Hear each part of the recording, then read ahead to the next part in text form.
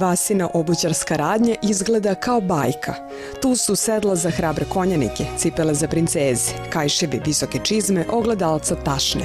I u 9. deceniji neumorno radi kao obućar, sarač, tašnar, krojač. Još moj dedo otvorio radnju u Pančarsku i tako dalje, pa posle otac 28. godine nastavio da radi i onda sam, ovo mi je otac, ovo sam ja i posle sam otvorio radnju ovde pre 40 godine i ova moja parohija ovde, svi me znaju.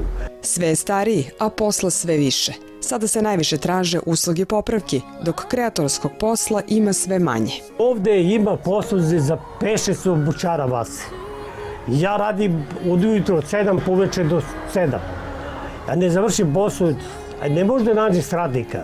Ja radim dušom, meni je drago kad tu dođe i zadovoljan, ja mu preporodim cipelu i on kaže lepo si mi uradio i onda on to sa zadovoljstvom plati. Ovde cipele često popravljaju ambasadori, a sa nekima je i posle završetka službe u Beogradu Vasa ostao u kontaktu. Njihovim suprugama pravio je unikatne cipele i tašne. Žene su mu oduvek bile najveća inspiracija.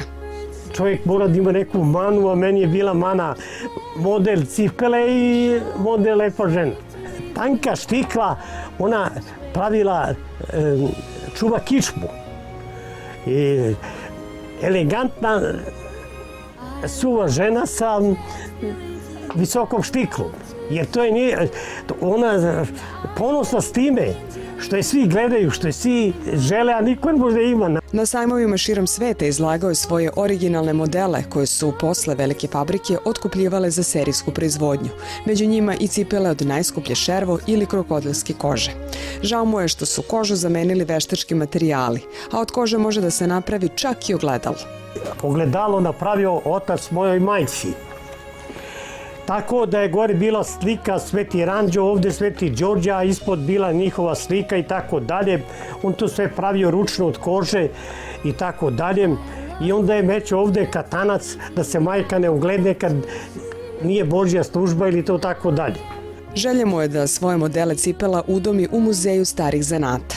Obućarskom zanatu naučio je najstarije sinove, koji su u Jagodini od dedine radnje napravili modernu fabriku obuće. Ali Vasi je ipak najbolje u svojoj radnjici na Slaviji.